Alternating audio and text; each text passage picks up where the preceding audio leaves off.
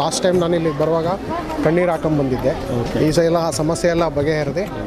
ನಂದೊಂದು ಸಣ್ಣ ಹರಕೆ ಇತ್ತು, ಹರಕೆನೂ ನಾನು ಹರಕೆ ಈ ದೇವಸ್ಥಾನದ ಶುರು ಆದಾಗಿಂದನೂ ನಾನಿಲ್ಲಿ ಬರ್ತಾ ಇದ್ದೀನಿ. ಪ್ರತಿ ಹುಣ್ಣಿಮೆ ಅಮಾವಾಸ್ಯೆಗೂ ನಾವು ಬಂದು ಪೂಜೆ ಮಾಡಿಸ್ಕೊಂಡಿರ್ತೀವಿ. ಹಣ ಸಂಪಾದನೆ ಮಾಡೋವಂಥ ಉದ್ದೇಶದಲ್ಲಿ ನಮ್ಮ ಗುರೂಜಿಗಳು ಯಾವುದೇ ಕಾರಣಕ್ಕೂ ಇದಿಲ್ಲ. ಅವ್ರ ಸ್ವಂತ ಕಮರ್ಷಿಯಲ್ ಮೈಂಡಲ್ಲಿ ಇಲ್ಲ. ಇಲ್ಲಿ ಏನಪ್ಪ ಅಂತಂದರೆ ಈಗ ಯಾವುದೂ ಕಮರ್ಷಿಯಲ್ ಮೈಂಡಲ್ಲಿಲ್ಲ. ಇಲ್ಲಿ ಸ್ಥಳೀಯರು ಇಲ್ಲಿರೋರು ಪ್ರೋತ್ಸಾಹ ಮಾಡಬೇಕು ಮತ್ತು ಇದೊಂದು ಒಳ್ಳೆ ಕ್ಷೇತ್ರವಾಗಿ ಬೆಳೀಲಿ. ಕ್ಷೇತ್ರವಾಗಿ ಬೆಳೆದ್ರೆ ಖಂಡಿತ ಎಲ್ರಿಗೂ ಅನುಕೂಲ ಆಗುತ್ತೆ. ಎಂಪ್ಲಾಯ್ಮೆಂಟ್ ಕ್ರಿಯೇಟ್ ಆಗುತ್ತೆ. ಎಂಪ್ಲಾಯ್ಮೆಂಟ್ ಸುಮಾರು ಜನಕ್ಕೆ ಕ್ರಿಯೇಟ್ ಆಗುತ್ತೆ.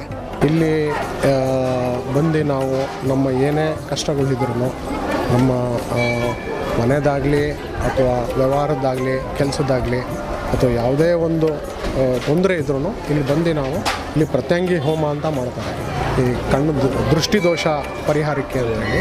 ಸೊ ಹಾಗಾಗಿ ಇಲ್ಲಿ ಬಂದು ಹೋಮದಲ್ಲಿ ಭಾಗವಹಿಸಿ ಮೆಣಸಿನ್ಕಾಯಿ ಹಾಕ್ಬಿಟ್ಟು ಒಣಮೆಣಸಿನ್ಕಾಯಿ ಹಾಕ್ಬಿಟ್ಟು ಹೋಮ ಮಾಡ್ತಾರೆ. ಆ ಹೋಮದಿಂದ ನಮಗೆ ಹೋಮ ಮಾಡಿಸ್ಕೊಂಡು ಹೋಗೋದ್ರಿಂದ ಸುಮಾರು ದೋಷಗಳು ಪರಿಹಾರ ಆಗ್ತವೆ. ಹಾಗೂ ನಮ್ಮ ಸುಮಾರು ಕೆಲಸಗಳು ಆಗಿದ್ದಾವೆ. ಕುಷ್ಮಂಡ ಅದು ಕುಂಬಳಕಾಯಿ ಇದು ದೇವಸ್ಥಾನ ಗುರೂಜಿಗಳು ಹೇಳಿದ ಹಾಗೆ ಆರತಿ ಬೆಳಗ್ಗೆ ವರದರಾಜೇಶ್ವರಿ ಸ್ವಾಮಿಗೆ ಅದು ಆರತಿ ಬೆಳಗ್ಬಿಟ್ಟು ಅದು ಒಂದು ಸಲ ಅನುಭವ ಆದ್ರೇ ನಾನು ಹೇಳೋದಕ್ಕೆ ಸಾಧ್ಯ.